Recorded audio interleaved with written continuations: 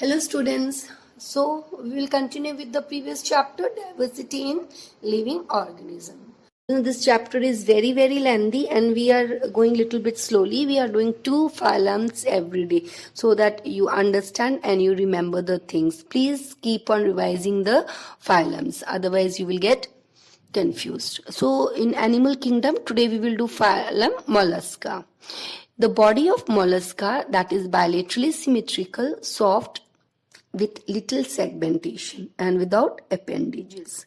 Okay, because we have seen in annelids that the body was divided into segments. Okay, and in arthropoda you have seen that even arthropoda was also divided into segments, and each segments they were lateral appendages. Okay, so here the segmentation is very little but there is no appendages, and here the body is divided into anterior head and ventral foot.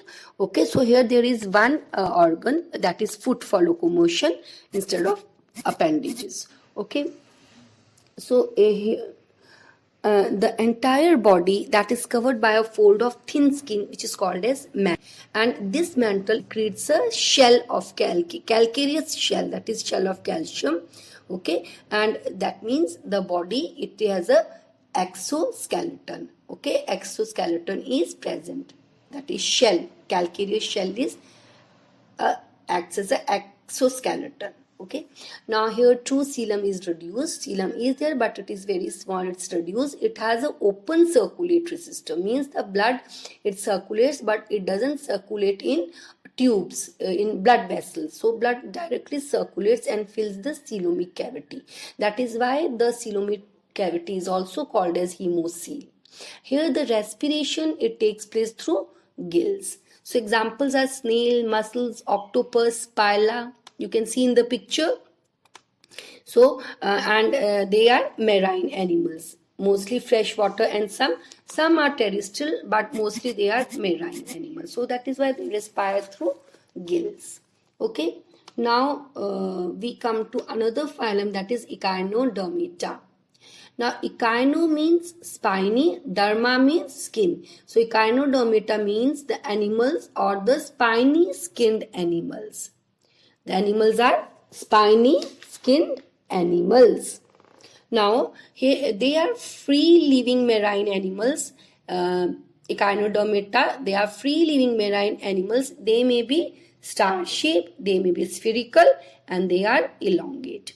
They are triploblastic, coelomate, and unsegmented. These animals, that is spiny skin animals, they have a coelom. Okay, they are triploblastic and they are unsegmented. The body is not divided into segments, but they have a coelom.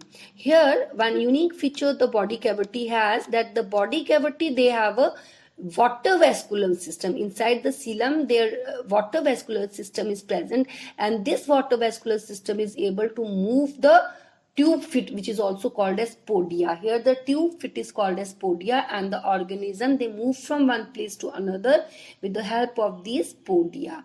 And how the podias are moved? Because in the body cavity there is a water vascular system which moves the podia.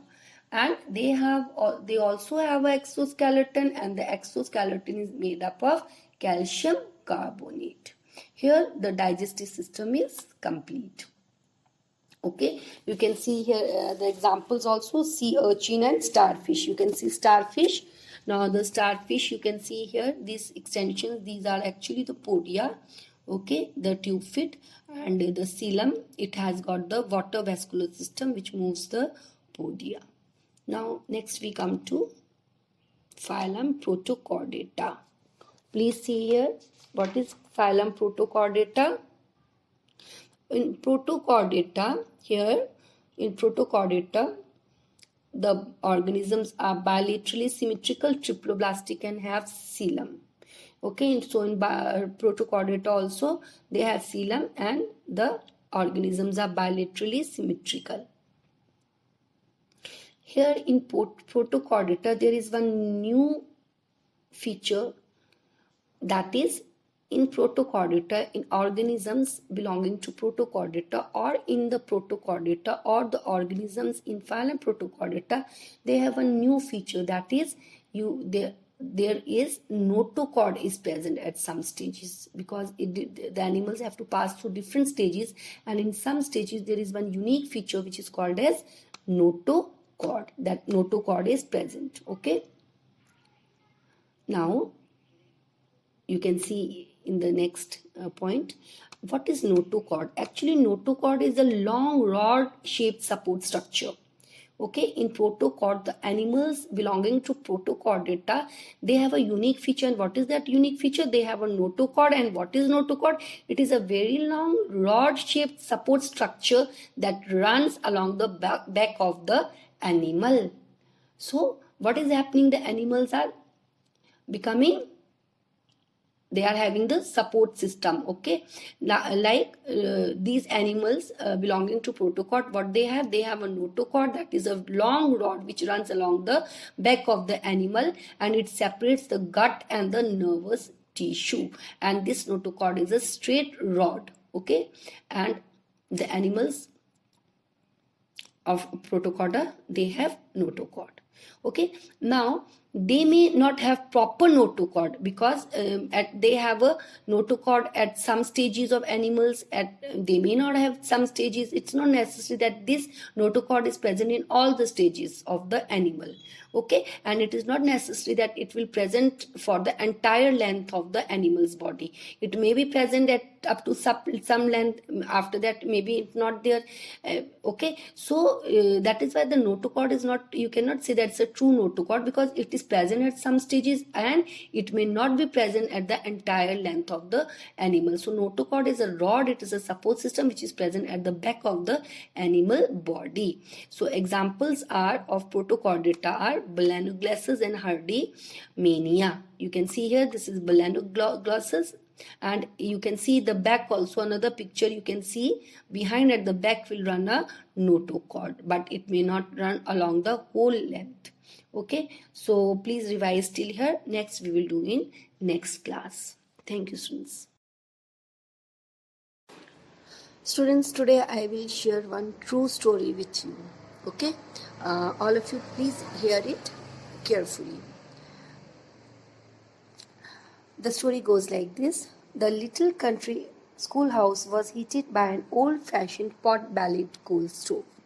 A little boy had the job of coming to school early each day to start the fire and warm the room before his teacher and his classmates arrived. One morning they arrived to find the schoolhouse engulfed in flames. They dragged the unconscious little boy out of the flaming building, more dead than alive. He had major burns over the lower half of his body and was taken to a nearby country hospital. From his bed, the dreadfully burnt, semi-conscious little boy faintly heard the doctor talking to his mother. The doctor told his mother that her son would surely die, which was for the best, really, for the terrible fire had devastated the lower half of his body. But the brave boy didn't want to die. He made up his mind that he would survive. Somehow, to the amazement of the physician, he did survive. When the mortal danger was past, he again heard the doctor and his mother speaking quietly. The mother was told that since the fire had destroyed so much flesh in the lower part of his body, it would almost be better if he had died, since he was doomed to be a lifetime cripple with no use at all of his lower limbs. Once more the brave boy made up his mind. He would not be a cripple. He would walk, but unfortunately, from the waist down, he had no motor ability. His thin legs just dangled there, all but lifeless. Ultimately, he was released from the hospital. Every day his mother would massage his little legs, but there was no feeling, no control, nothing. Yet his determination that he would walk was as strong as ever. When he wasn't in bed, he was confined to a wheelchair. One sunny day, his mother wheeled him out into the yard to get some fresh air. This day, instead of sitting there, he threw himself from the chair. He pulled himself across the grass, dragging his legs behind him. He worked his way to the white picket fence bordering their lot. With great effort, he raised himself up on the fence. Then, stake by stake, he began dragging himself along the fence, resolved that he would walk.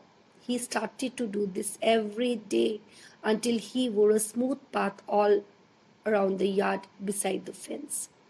There was nothing he wanted more than to develop life in those legs. Ultimately, through his daily massages, his iron persistence, and his resolute determination, he did develop the ability to stand up, then to walk haltingly, then to walk by himself, and then to run. He began to walk to school, then to run to school, to run for the sheer joy of running. Later in college, he made the track team. Still later, in Madison Square Garden, this young man, who was not expected to survive, who would surely never walk, who could never hope to run, this determined young man, Dr. Glenn Cunningham, ran the world's fastest mile. On June 16, 1934, Glenn Cunningham ran a mile and 4.06.8 minutes, breaking the world's record. His effort portrays that whatever you want to create in your life is yours for the making. As long as you desire it enough and allow your will to guide you, you can have and be whatever your heart desires.